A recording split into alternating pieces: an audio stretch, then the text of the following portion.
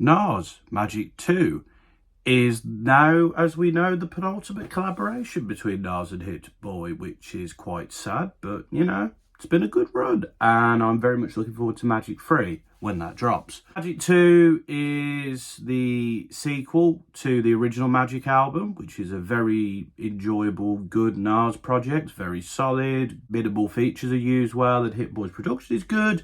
It follows on from KD3, which in my opinion is one of Nas's best ever albums. Really, really enjoyed that record, one of my favourites of last year. And Magic 2 it's a pretty good album. It's pretty good. It's not as good as KD3, in my opinion. I have similar feelings to how I did about the original Magic, where I feel like Nas is pretty good here. Hit-Boy's pretty good here. It's not best material consistently, but it's pretty good. Nas isn't delivering any, like, flops. There's nothing bad here. There's nothing average here. Everything is good, but there's not much here that's, like, you know, taking things to the next level. We've got Office Hours with 50 Cent. 50 Cent's feature is fine. I don't mind it being here, but I do really enjoy this track because Nas is feeling confident, he's witty, the production from Hit-Boy is doing its thing. I've got to say, Hit-Boy's production on this record is really good. I like the mixture of, like, soul, funk influences, the sampling. He's mixed it up a bit from what he's done before, and he's sort of given Nas something to chew over and sort of change up his flows a bit, which Nas does on here. We get different flows from him, different vibes. And yeah, I think it's tested Nas, and for the most part, Nas has passed that test. Motion is quite enjoyable. I feel like that is definitely something that could be like the theme tune to like a gangster film or a TV series like Power, for example. I think that does its job.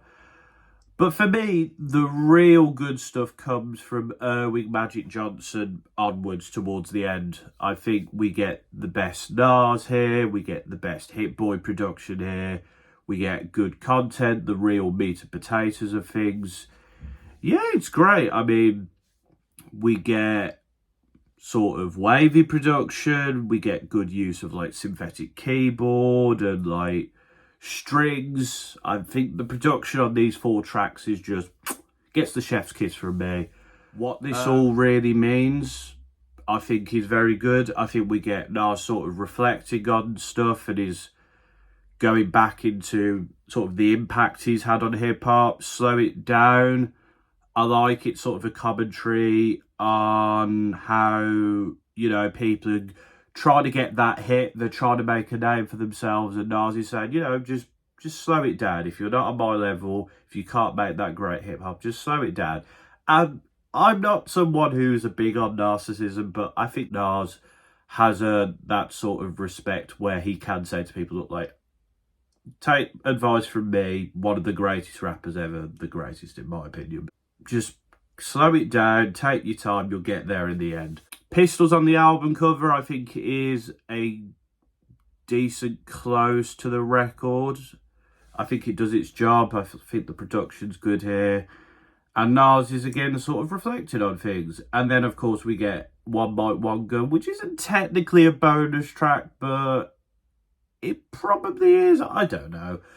I think at the time this was a very good track, a very good collaboration between Nas and 21 Savage. They flowed well together. The sort of production and the use of the sample worked very well. Overall, as I said, I think this is a very enjoyable record. I think, again, Nas and Hit-Boy have combined well. Hit-Boy's production here is a little bit different to what we've got before, but it's still very good.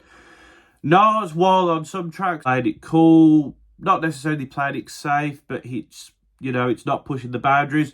Those final 5 tracks, we really get some good stuff. And in between the first 5 tracks, we also get some enjoyable material as well. So we can't complain. I give Magic 2 a 7.5 to an 8. I'm kind of somewhere in that range at the moment. I'd say, again, I have similar feelings to the original Magic. I think it's a good record. I think everyone's doing their job here. It's just not Nas's best material, in my opinion. But it's still really good. So I can't complain. And yeah, very much looking forward to Magic 3. Interesting to see how these two will leave things off. But yeah, looking forward to that. And if you haven't listened to Magic 2 yet, go listen to it. It's a good hip-hop album, if you like that, of course.